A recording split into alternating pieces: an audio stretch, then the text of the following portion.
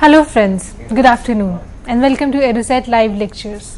Dear friends, today in the history of modern India, we will be talking about Mahatma Gandhi and his perspective. To discuss this topic, we have with us our subject expert Dr. Manoj Sharma. Dr. Sharma is Assistant Professor in Department of History in Kiroimal College, University of Delhi.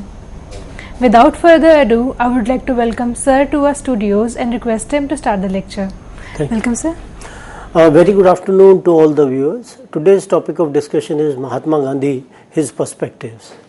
Mahatma Gandhi has been an issue of debate among so many historians for the kind of contribution he made to the national movement, and there is a lot of criticism of Mahatma Gandhi as well by some of the historians who do not see that kind of role which was played by him in the national movement. So what we have seen over the years is that Mahatma Gandhi, who began his journey in South Africa with the kind of support he tried to generate for the Indian community there, and the kind of racist policies which were being followed by the British during that particular point of time in South Africa.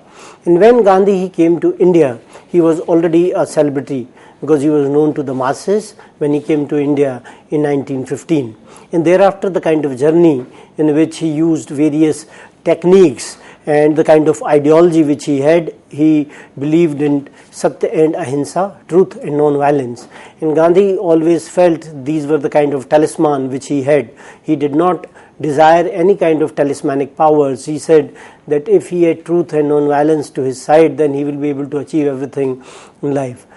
Apart from that, Gandhi also emphasized on means and ends. He felt that if our means are fair, then ends will also be fair. And if we want to achieve our ends in unfair means, then it will not be an ethical thing. Gandhi also believed that the practice as well as the action, they should be similar. Whatever the kind of thing which we believe in, we should also practice that. So belief and practice should be similar, and at the same time Gandhi felt that our beliefs should also be reflected in our action as well. So these were the kind of things in which Gandhi personally believed, and Gandhi felt that if we will apply the methods of satyagraha in our own life, then only we will be able to defeat our enemies. These were some of the aspects which Gandhi personally believed in. And when Gandhi talked about Satya and Ahimsa, he felt that these will be the two important aspects which we will change the nature of the national movement. And a number of techniques they were being used to counter the colonial forces, and a number of efforts which Gandhi made through the various movements in India's struggle for independence. So the kind of emphasis which Gandhi placed on Satya and Ahimsa, which were considered to be the hallmark of the Gandhian phase, and the kind of means and ends which Gandhi believed, he had some kind of a logic of his own. And Gandhi believed that the sanctity of means should be there to achieve the ends which are being desired by us. So this is what Gandhi believed in. When we see the influence, the kind of influence which Gandhi had, the different people and different philosophies had influence on Gandhi. For example, the beliefs of Vaishnavism, the belief of Bhagavad Gita, etc., they played an important role in Gandhian ideals. And at the same time, a number of foreign thinkers like Tolstoy, Emerson, Thoreau, all of them, they also had some kind of impact on Gandhian philosophy. The kind of ideas Gandhi had, the kind of methods which he devised in the form of non-cooperation, civil disobedience, all these kind of things, they were being influenced by some of the other philosophers of those times, and at the same time the kind of logic which Gandhi applied to all these kind of philosophies, and Gandhi's understanding of these kind of philosophies in his own unique way, and then he applied these philosophies in his actions. So what we have seen is that the kind of ideas which Gandhi inculcated in himself and wanted to inculcate in others, they were being influenced, they were being secured or from different sources, and these sources were very well read by Gandhi so as to arrive at certain conclusions on which Gandhi personally believed. When we try to analyze the concept of non-cooperation, the idea of non-cooperation, then we will see that non-cooperation was very successfully used by Gandhi in his struggle, and the emphasis was on non-violent non-cooperation, as he believed that the success of violence is temporary and it will result in more violence. And Gandhi believed that if we want to ameliorate or improve the condition of the downtrodden in society, then it should be not through force, rather it should be voluntary in nature, that the downtrodden should be ameliorated through the non-violent means. At the same time, the redressal of the injustices by them could be realized, and means through which it could be achieved is the non-violent non-cooperation. So Gandhi's belief was a non-violent non-cooperation. He believed that if we will follow the principles of non-violence in the non-cooperation with our enemies, then we will be able to achieve our objectives. So that was one of the important aspects of the Gandhian philosophy, and Gandhi believed that if we will be non-violent in our approach, then we will be able to achieve all such kind of objectives which were quite relevant for not only individuals but for the national movement as well. Gandhi also believed in the idea of civil disobedience. It has been argued that Gandhi borrowed this kind of idea from one of the thinkers, but Gandhi says that this kind of idea of civil disobedience was very, very important in the context that he had to integrate the observance of non-violence with resistance to injustice and revolutionary action, as you can see on the screen as well. And Thoreau's idea, they played an important role in the evolution of Gandhian concept, as has been argued by some of the thinkers. But Thoreau was influenced by Emerson's political philosophy, and which was motivated by Hindu religious traditions. So what we see is that Thoreau's writings were closer to Hindu asceticism, which were explained in Bhagavad Gita. So philosophy of Gandhi as well as Thoreau, they could be explained in one word, which was simplify. So Gandhi wanted to simplify all these kind of ideals, these kind of philosophies which were there, and Gandhi wanted that these kind of philosophies they should be simplified for the masses, and when these kind of principles of non-cooperation, civil disobedience, etc., they were being presented to the masses, they should be in such a way that even laymen could understand what these ideals were. And when these ideals will be understood by the laymen, then only they will be applied in their lives. And unless so many laymen, so many followers of Gandhi will not be able to apply these principles in their lives, then the movement will also not be successful, because the non-cooperation and civil disobedience, these were not only the philosophical ideals, but these philosophical ideals were also put into practice by Gandhi in 1920 and 1930 when he launched the non-cooperation movement, and later the civil disobedience movement.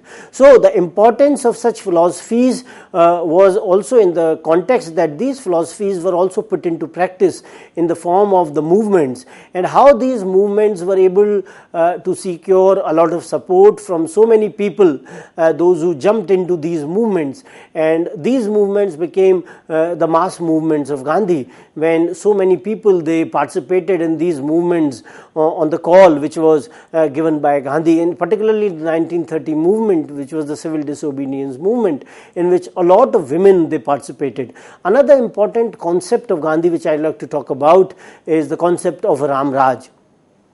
Ram Raj has also been under a lot of controversy and has also been criticized by the people, those who have tried to study Ram Raj, and they have tried to equate the Ram Raj of Gandhi with the kingdom of Ram or the ruler of Ayodhya.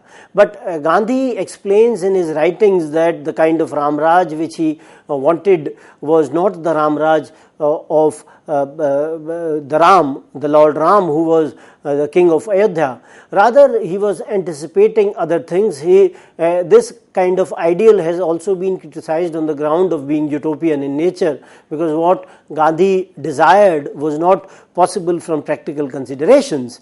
So Gandhi was a passionate follower of Lord Ram, who is considered to be the incarnations of Lord Vishnu, and he was considered to be as Maryada Purushottam Ram. But at the same time, Gandhi, he personally believed that the kind of ideals for which Lord Ram stood, as he was a dutiful son, he was also a dutiful husband, a truthful husband, a sincere king as well. So all these kind of ideals for which Ram stood, these kind of ideals should also be there in the society as well.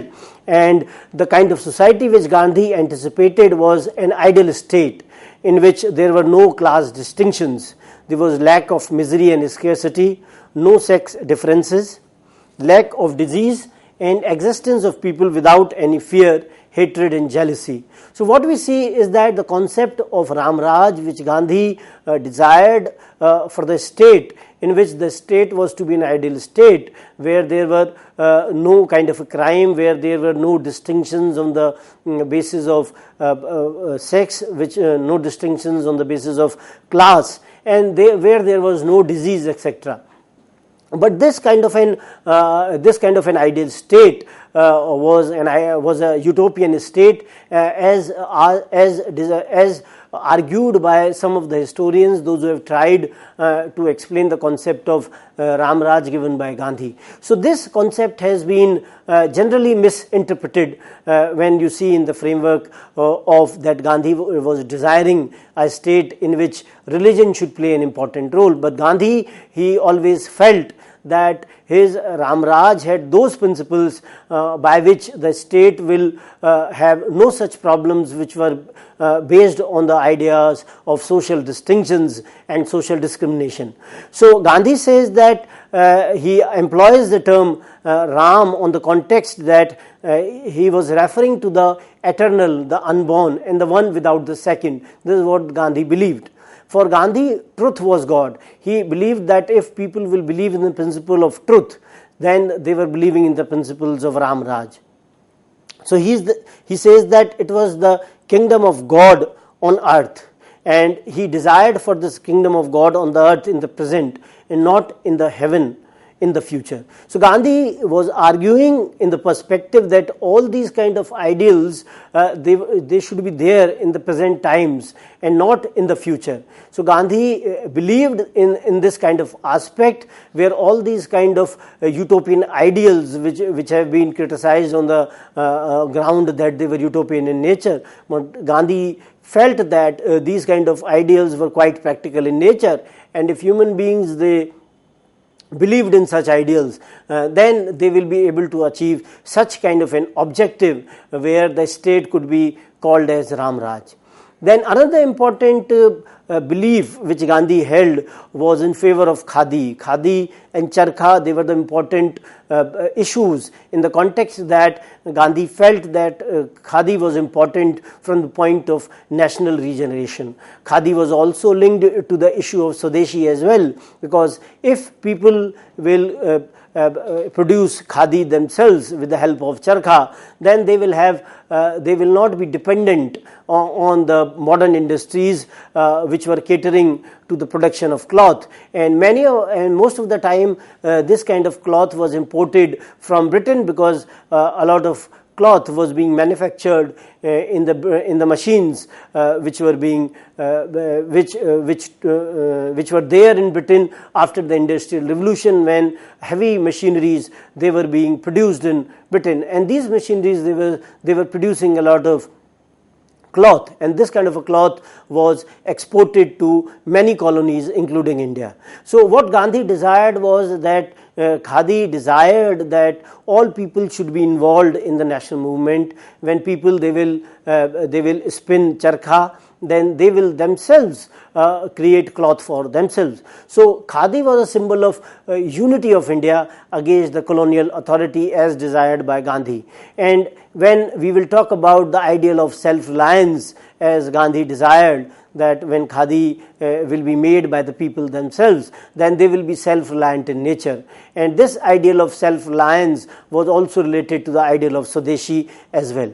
And we had already seen that how deindustrialization had taken place in India, and how the British industries, they were sending cloth to the Indians. So Gandhi desired that if Indians they wanted to save their own industries, as had happened with the issue of deindustrialization, that how raw material from India was being sent to Britain, and how finished products in the form of finished cloth was being sent to India. So if Indians wanted that, they did not have to import such kind of things from Britain, then they had to produce such kind of cloth in India. So Gandhi was aware about all such kind of aspects which were related to industries as well, and he tried to, in a way, bring this question of khadi to the forefront by asking people to cultivate this kind of a habit where they were producing their own cloth. So khadi had a number of functions. When we see, khadi was not only the emblem of nationalism, but it had some kind of an economic function of generating income for the rural classes, political function of promoting nationalism, then social function of ameliorating the oppressed by focusing on dignity of work, and moral function of cultivating qualities of self-suffering. So what we see is that various functions of khadi were being enumerated or being discussed by Gandhi, and the kind of importance which khadi generated in India during that particular point of time, that it became the emblem of nationalism during that particular period. It was immense in the context that it would be able to generate a lot of income for the masses, because agriculture was in shambles, it was not able to produce enough, and the rural masses, they were also engaged in some kind of other works, and if they will be able to make cloth for themselves, so they will be able to supplement some kind of income as well. And on the other hand, when we say that it was also promoting nationalism, so in the context that when khadi became the symbol of unity of India, and when it will be worn by so many people, so they were not only rejecting the foreign industries, but at the same time these people they came together for a cause. So these people will be politically united as well. And at the same time, Gandhi emphasized on the dignity of work. So Gandhi believed that if all people will be engaged in production of cloth by taking to charkha, then Gandhi was also talking about the dignity of labor, dignity of work as well. And by this, not everyone will be equal, because everyone will be engaged in this kind of activity where they were producing cloth for themselves. And at the same time, Gandhi was also talking about the ethical question as well, that the moral function of khadi was to promote some kind of a self-suffering as well. This is what Gandhi argues. Another important aspect which was associated with khadi was the issue of Swadeshi as well, because when we talk about khadi, we also talk about Swadeshi, because khadi will be produced in India by the people, and these people will also champion the cause of Swadeshi. And when they will champion the cause of Swadeshi, they will reject the foreign industries, and when they will reject the foreign industries, so the imports will be less, and when imports will be less, then less of foreign exchange will be sent to the foreign countries, especially Britain. And when less foreign exchange will be sent, then less drain of wealth will also take place. So all these issues were intrinsically linked to each other, and Gandhi realized this kind of importance, and not only symbolically but practically as well. So in this way, khadi became some sort of a multi-tool for the education of the masses, that it became a symbol and emblem, and at the same time it had all kinds of practical considerations as well. And Gandhi took this kind of message to the masses, because masses, those who were living in the rural areas, in the villages, they had ample time at local level to cultivate this kind of habit. And when these kind of habits, they will be cultivated, so this will create some kind of a force in terms of creating peace at not only village level, not only national level, but at the international level as well. So when Gandhi was talking about Khadi, he was linking it to Swadeshi. He was also linking it to the question of self-reliance as well, that people, they will not be dependent on others to fend for themselves, not only in context of agricultural operations, but also in the context of their clothing needs, because they will be able to generate cloth for themselves. So Gandhi believed in the principle of self-reliance, and this principle of self-reliance was evident in every sphere of life of Gandhi. When we see Gandhi, we find that Gandhi was not only engaged in producing cloth for himself, in the activity of charkha, spinning, but at the same time Gandhi was cleaning latrines or toilets for himself, which was unthinkable in those times, because this kind of a menial work was to be considered to be the work of the untouchables. So Gandhi was against untouchability in those times. Gandhi said that we should clean our own toilets, and if we will cultivate this kind of habit, then we will become more self-reliant. And at the same time he believed that it will also do away with the kind of evil of untouchability. And Gandhi fought against untouchability all through his life, and Mulk Raj Anand's famous novel Untouchable is representative of anguish of untouchables in the kind of society which was there. And Gandhi, Mulk Raj Anand, it was being suggested, he stayed in one of the ashrams of Gandhi, and he also showed the draft of Untouchable to Gandhi, and Gandhi suggested certain changes in the novel itself. So what we see is that the people, those who were in the literary field, they were also influenced by Gandhi, and when these people, they were writing about the kind of problems which India encountered during that particular period, specifically untouchability and the other issues, for example Hindu-Muslim unity, and these kind of issues, they were being talked about by others as well. Then they were also talking about the issues of dignity and self-respect as well. So all these issues, they were linked in this way that the kind of ethics which were there during that particular period, they could be tackled.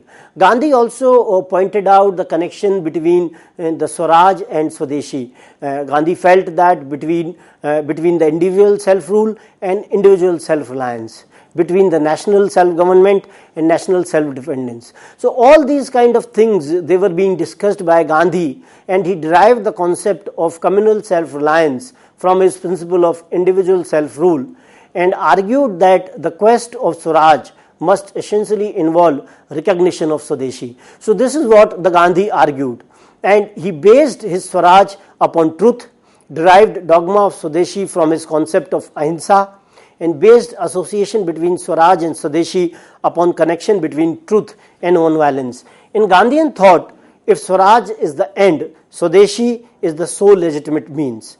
Swaraj and Swadeshi are necessary to Gandhi's political ethic and important in his conception of a non-violent society and decentralized polity consisting of village panchayats. So what we see, that Gandhi had very clear-cut kind of a thinking in which he linked Swaraj and Swadeshi as well. And Gandhi also believed in the question of trusteeship, where Gandhi felt that the people, those who are associated with a particular kind of activity in terms of production, they should be considered as some kind of a trustee of other people, and they should be reposed some kind of a faith that they will do good for others. So this kind of idea of trusteeship was also inculcated or presented by Gandhi, and he believed that for the national unity, the people, those who are have-nots, and the people, those who have, the kind of barriers which they have, they should be removed. And for removal of such kind of barriers, the idea of trusteeship was important to Gandhi, as he felt that if people will believe that others will take care of them, and the others will also feel this kind of a responsibility for the people, those who are downtrodden, then only we will be able to achieve these kind of objectives. And this idea of trusteeship was important from the perspective of Sarvodaya as well, which is the maximum benefit of all, because Gandhi believed in the concept of trusteeship as well as the idea of Sarvodaya. So Gandhi believed that all kinds of exploitation of people should be wiped out, and India should have a kind of society which was more egalitarian in nature.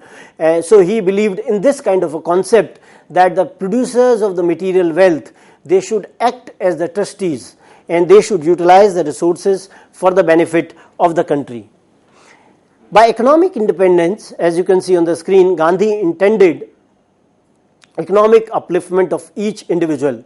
He has been criticized on this issue of advocating the concept of trusteeship, which in a way favored the capitalist class. So what we see is that Gandhi was also criticized on this aspect, that he was in a way favoring the producers or the people, those who were in a way capitalist. But Gandhi had his own ideals. He wanted a kind of society in which there was a trust between individuals, and he felt that these people, those who were the producers, they will have some kind of a merit in their thinking, and they will do something for the others as well.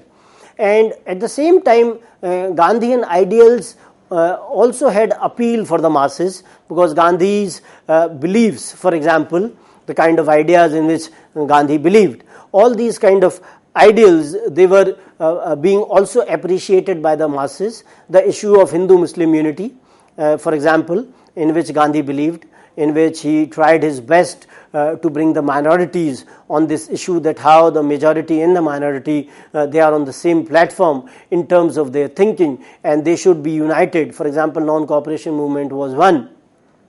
On the other hand, emancipation of women, in which Gandhi personally believed, and in which you see that in the civil disobedience movement, a large number of women, they participated. So Gandhian appeal led to the huge participation of the masses, and that is why the Gandhian phase of the movement is also known as the phase of the mass nationalism. So with this, I'd like to end the discussion. Thank you so much.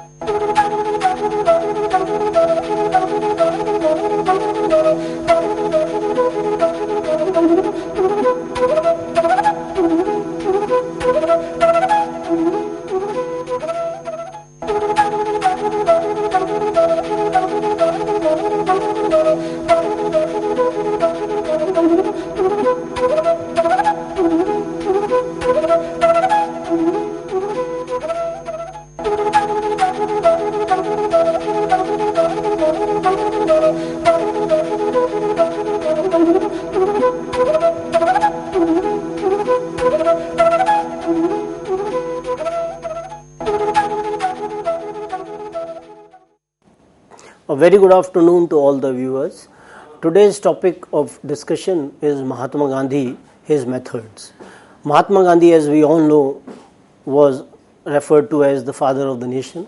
The kind of contribution which Gandhi made to the national movement has been regarded not only at the national but at the international level as well. The kind of ideology which Gandhi propagated and the kind of methods which he used in the national movement have also been used by others at international level. And most of the time today even we see that whether Gandhi is relevant or not, whether Gandhi's philosophy is relevant or not. So these kind of issues which come again and again in the discussions, and when we try to see this kind of an idea whether Gandhi is relevant or Gandhi is not relevant, it itself signifies that Gandhi is relevant. When we talk about the ideas of disarmament, then again we also talk about the ideas of non-violence. I think no country in the world can progress if it will be in continuous conflict. So Gandhi always talked about the ideals of truth and non-violence, and his methods, they also reflected these ideals. So the beliefs of Gandhi in the context of truth and non-violence, they were also reflected in the kind of methods. They were not only in the sense of belief, but they were also in the sense of methods. Gandhi personally felt that if they will fight with the perspective of non-violence, then they will be able to defeat their opponents. So Gandhi, as an apostle of truth and non-violence, has been recognized at all levels. And at the same time, when we see his methods of satyagraha, passive resistance, they have also been seen in a context of the national movement. When we say that Gandhi was trying to do satyagraha, the kind of methods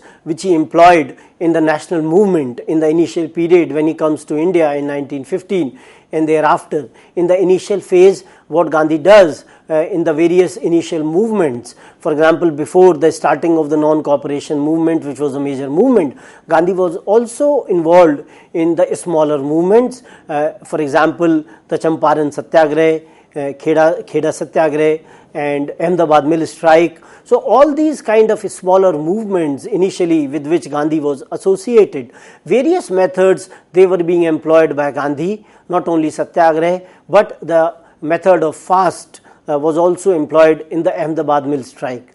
So Gandhian philosophy demanded that the action should be based on the philosophy. Philosophy should not remain at the level of only beliefs. Rather, the action should also germinate from them.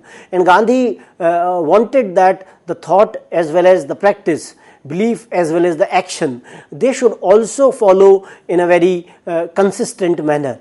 And Gandhi also believed in the question of means and ends, where he wanted that fair means should be employed to secure the fair ends. So when we try to try to analyze the methods which were being employed by Gandhi in India's struggle, we will be able to realize that during that particular point of time when India was under the colonial rule and Britain had employed all sorts of oppressive laws, as well as how it was trying to oppress the Indian masses through its violent means, then we will be able to realize that it was not possible during that particular period to employ violent means to achieve independence. So the kind of novel methods which were employed by Gandhi, they were quite unique in nature, and at the same time these methods in the framework of civil disobedience, in the framework of non-cooperation, how they were being utilized by Gandhi in different kind of movements which were being launched by him. Satyagraha was an important method or a personal belief in which Gandhi had belief. And when Gandhi believed in Satyagraha, he believed that the person who is truthful, he will be able to achieve his objective. And this method was a very simple method to secure justice and independence. He believed that true Satyagrahi is non-violent, true Satyagrahi is not a coward, and to be non-violent requires more strength than being violent. So Gandhi believed that if a person is a true Satyagrahi, then he will require more strength. He is not coward, but at the same time to be non-violent required more strength than to be violent. So this kind of a realization was there within Gandhi, because to be non-violent you have to have more strength so that you are able to withstand the opponent. And Gandhi believed that if we will follow the path of Satyagraha, then we will be able to fight with our opponent, especially the colonial rule which was opposing Indians in every way, oppressing them in every way, and not only in terms of their policies but also in terms of their politics, which was realized by Gandhi. Non-cooperation was another aspect which was very, very important, and Gandhi said it was resistance to evil through the non-violent means or methods, as you can see on the screen as well. And Gandhi felt that it was a deed to secure self-respect and honor, and a method of securing cooperation of adversary to get independence and justice without having hatred towards him. And the success of non-cooperation is dependent upon people's powers of suffering and self-sacrifice. He felt that non-cooperation has a specific motive behind it and it cannot be separated from the truth. So Gandhi believed that if we want to achieve independence, then we have to believe in non-cooperation. If we will not non-cooperate with our enemy, then only we will be able to achieve our independence. And this kind of non-cooperation will be some kind of a self-sacrifice. It will be some kind of a suffering. It was realized by Gandhi. And this non-cooperation could not be separated from the truth, because Gandhi personally felt that in whatever endeavor which one has to undertake, truth and non-violence should be followed by the individuals in every way. If they will be truthful to these two kind of ideals, truth and non-violence, then they will be able to achieve the objectives which have been set by them. So Gandhi personally believed that it was some sort of a way of or a technique to secure justice and freedom. Like ahimsa and peace, non-cooperation is a vibrant force. It is dynamic in nature, and it was more vigorous than physical strength. And the opponent will realize the futility of injustice and oppression perpetrated by him. So what Gandhi was arguing was that if people will non-cooperative with their opponents, then they will be able to secure justice as well as the freedom. And it was a force which was vibrant in nature. It was not a force which was non-dynamic, which was static in nature. Rather, non-cooperation was dynamic in nature. It was always mobile. And the person who was following this ideal of non-cooperation, he will also change his tactics, but he will be truthful, he will be non-violent in nature throughout his endeavor of non-cooperation. And at the same time, it also required more physical strength in the sense that if people will require to be non-cooperative with their opponents, then they will also feel the wrath of their opponents in violent manner. So if they will get the wrath of their opponents in a violent manner, then they should have this kind of a strength to resist them. This is what Gandhi believed. Non-cooperation at the same time was also change of heart of the opponent. Gandhi believed that we should give every chance to our opponents so that they have change of heart. So if their heart changes and for the better, then we should not non-cooperate with them. We should give them or provide them every opportunity by which they want to change for the better. And if the opponent realizes that he has committed a mistake and now he wants to rectify the mistake or make some kind of a correction, then we should provide them every opportunity to correct himself. So Gandhi's non-cooperation was with the principle of injustice. Gandhi believed that if the opponent believed or changes his heart that the injustice which he was doing now, he does not want to do any kind of injustice, then we should give him this kind of an opportunity where he changes himself. And Gandhi believed that truth and non-violence, they were also integral to these kind of ideals. So Gandhi believed that satyagraha or to be focused on truth was very, very central to these kind of ideals where we were harping on the issue of non-cooperation. Another important aspect of Gandhian idealism was civil disobedience, and it has been argued that Gandhi was influenced by other thinkers in the context of civil disobedience. But in the words of Gandhi himself, he says that Thoreau's influence on him was very limited. To quote Gandhi, "The assertion that I took my idea of civil disobedience from Thoreau does not correspond to facts. The resistance against the South African powers existed before I got acquainted with Thoreau's essay on civil disobedience, but the movement was called passive resistance then, as this connotation did not suffice in its meaning. I coined the term satyagraha for the Gujarati readers. Then when I read the title of Thoreau's significant essay, I used the term to explain our fight to English readers.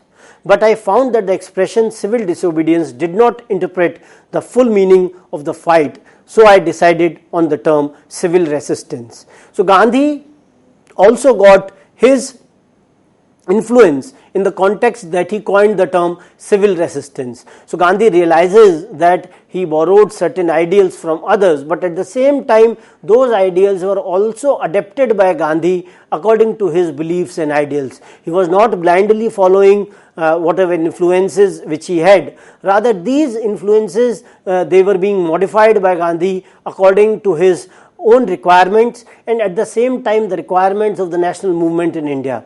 And Gandhi was very vocal about these kind of aspects, where he was constantly writing about these kind of issues. He was constantly talking about these kind of issues, and these issues they were also being printed in the various newspapers or the journals or the newsletters which Gandhi printed for himself.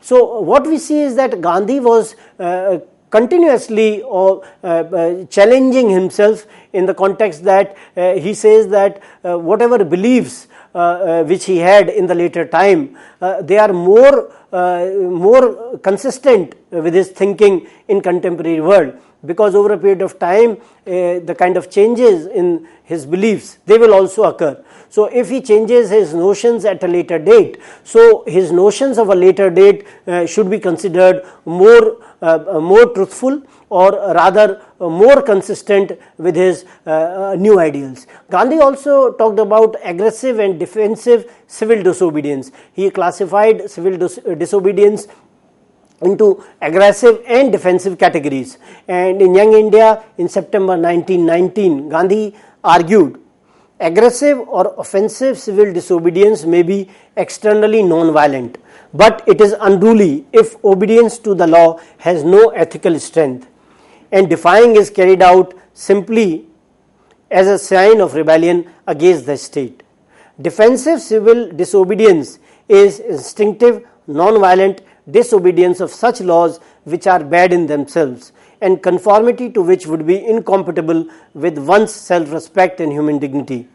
When a regulation propagates lie, it becomes a duty to defy it. So Gandhi was very clear in this aspect that he could distinguish between the civil disobedience of different kinds. He classified into aggressive and defensive civil disobedience. Gandhi also talked about individual civil disobedience and mass civil disobedience. Gandhi argued that the civil disobedience could also be understood or explained in the context that it was individual as well as it was mass.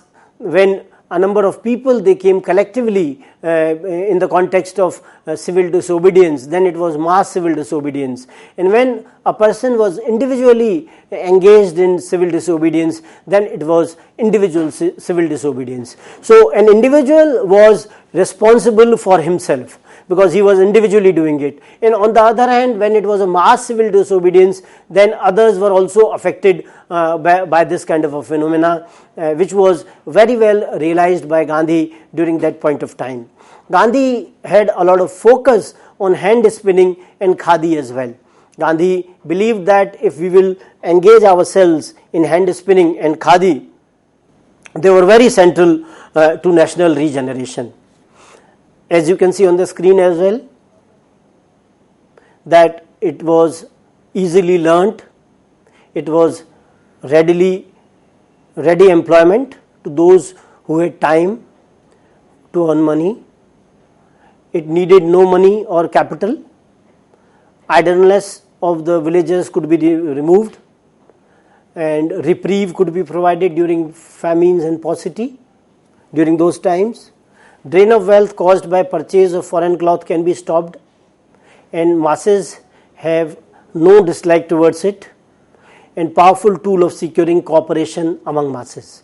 So what we see is that Gandhi was focusing on all these kind of aspects, and Gandhi felt that if we will engage in hand spinning and khadi, then it had several advantages, and these advantages were in the form that people could easily learn this kind of a thing in terms of hand spinning, because charkhas were readily available to them.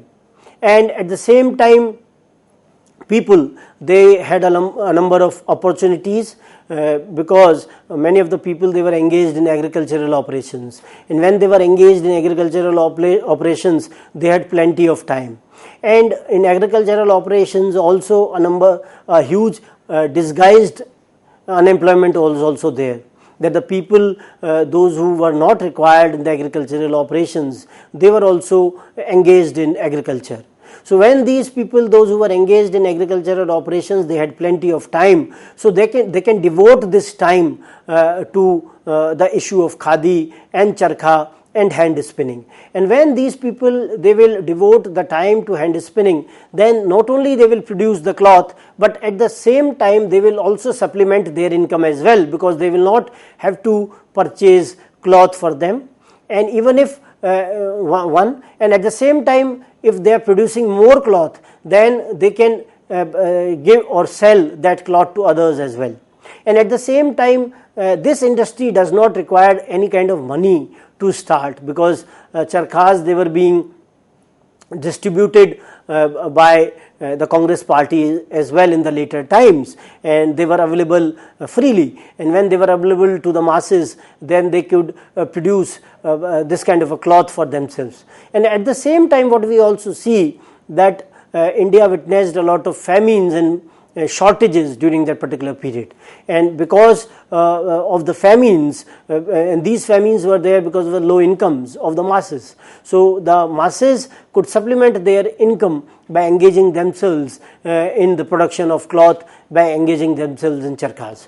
And at the same time, the drain of wealth, which had already taken place in earlier times, could also be stopped, because drain of wealth was taking place during these times as well.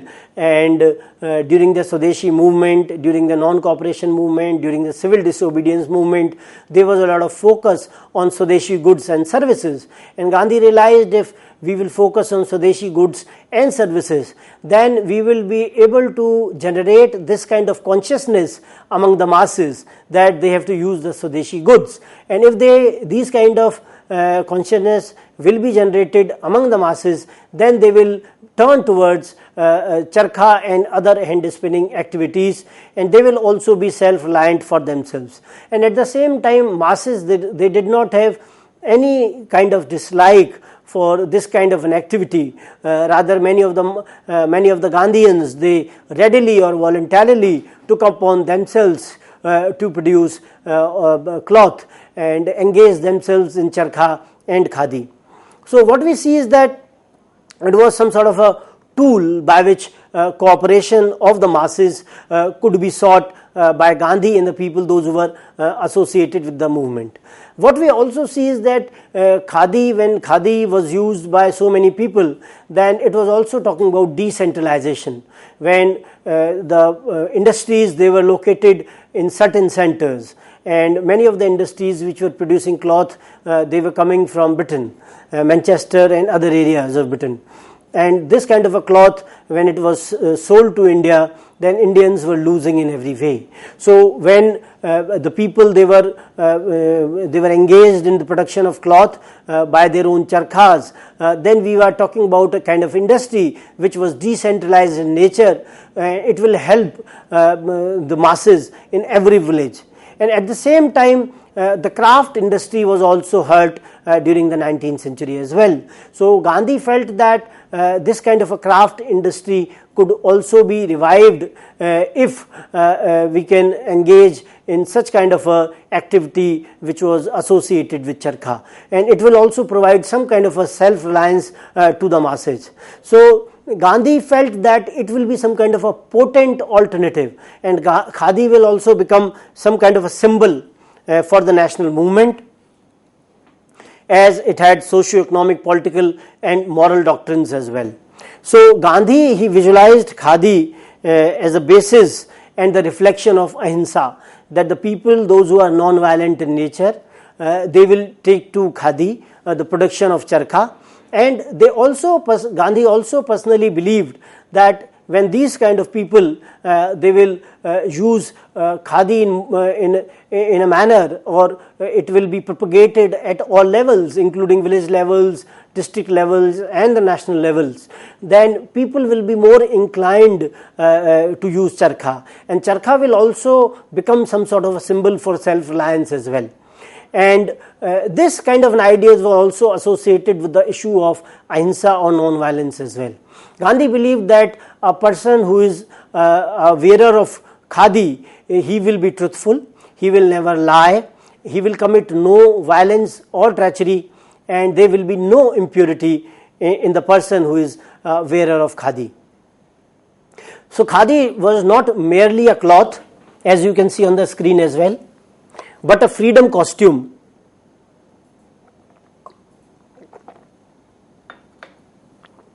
Which had certain ideals associated with it. There was a moral framework of khadi, and it was some sort of a support for the India's struggle for independence. The virtues of austerity, plainness and honesty, supported by patriotism, were accorded greater importance in those times. So what we see is that khadi was seen some sort of nationalist symbol, and the way it was being propagated, it was also propagating certain ideals of the national movement, which were dealing with the ideals of plainness, austerity, etc. And the appeal of Gandhi also propagated these kind of symbols of khadi, and how khadi became an important cloth during that particular point of time, because Gandhi's popularity was not only in the kind of movement which he generated at the mass level, but at the level that how the popularity reached the villages. So many kind of rumors or the ideas or messages went to the local people, and these local people felt that Gandhi Raj will be able to supplant the British Raj or the colonial Raj, which was oppressing them in every way. So these kind of symbols, for example khadi, charkha, etc., also played an important role in the propagation of the ideals of the national movement, in the propagation of the ideals of Gandhi, and at the same time the personality of Gandhi which reached the masses. So what we see is that the manufacture and the utilization of the hand-spun cloth, it was an ethical appraisal of consumerism and development, and Gandhi's support gave khadi an individuality and fame. And how Gandhi was in favor of unification by strength of law or by means of any external force. Gandhi did not believe that through the strength of force anything should be done. Rather, he believed that strength of force should not be applied, and people should voluntarily practice, or from the moral or ethical point of view, they should be given this kind of an opportunity where people should be united. Another important aspect of Gandhi was that he was against communalism. Gandhi believed in the principles of communal harmony and amity, and he felt that any kind of communal forces, they should be rejected by Indians. And the important example could be seen in the non-cooperation movement, which was launched by Gandhi. And in the non-cooperation movement, as we have seen, that Hindus and Muslims, they collectively participated in the movement, and it was one of the important hallmarks of the national movement or the non-cooperation movement. And when Gandhi believed in the issue of communal amity or communal harmony, he was trying to project these kind of ideals to the masses. And the Khilafat movement, which was launched by Gandhi, taking into confidence some of the Muslim leaders, and how the Muslim leaders Muhammad Ali and Shaukat Ali, they were associated with Gandhi, and how the command of the movement was given to the Gandhi was an important contribution of Gandhi, but at the same time it was also a realization by all the leaders, be the Hindus or the Muslims, that Gandhi was fit enough to lead such a kind of movement because of the kind of beliefs which Gandhi had. So what we see during this particular period is that the ideals of Gandhi in the framework of Hindu-Muslim unity, in the framework of removal of untouchability, in the framework of achievement of Swaraj, which he talked about in 1920, and for that he started the non-cooperation movement or the civil disobedience movement in 1930. So all these kind of ideals of Gandhi could be seen in the kind of methods which he employed. For example, in the Champaran Satyagraha, he employed the method of Satyagraha. Then in the Kheda Satyagraha, again the ideal of Satyagraha was employed. In the Ahmedabad mill strike, the issue of fast, how the tactic of fast played an important role in securing the 35% wage increase for the people, those who were protesting, the mill workers. So what we see is that there is a lot of critique of Gandhi by the people, but at the same time we should be able to realize this fact that Gandhi was a mass leader, and to ask so many people at the same time, at different periods of time, and all these people, they come for the movement with all kinds of energy and vigor, and they participate in the movement and sacrifice themselves for the movement, was a huge task. Why no other leader apart from Gandhi was able to mobilize the masses? Why these kind of movements, these kind of leaders did not have such kind of mass appeal where they were able to mobilize the masses for the national movement? So Gandhi's critics should also keep this thing in mind, that Gandhi's charisma was not only in terms of the manipulation, as they criticized Gandhi, that Gandhi was a manipulator. So this kind of manipulation, according to them, which Gandhi exercised, it was not there. But at the same time, we have to place Gandhi in the context that India wanted to achieve independence, and people were ready to self-sacrifice for themselves, and they were ready because of the kind of climate which was being created during the national movement. And this climate was created because of the ideals which were being time and again exercised or in a way propagated to the masses by Gandhi. So Gandhian beliefs and Gandhian ideals, and at the same time how these beliefs and the ideals, they were put into practice by Gandhi in the form of methods, was also being realized by the masses. So with this I'd like to end the discussion. Thank you so much. Okay, on that note, I would like to thank you, dear friends, for watching our show, and I hope you have come to understand what the role Gandhi played in Indian national movement, and what importance does Gandhi hold for us. On that note, thank you, dear friends, for watching our show. Stay tuned and keep watching. Thank you.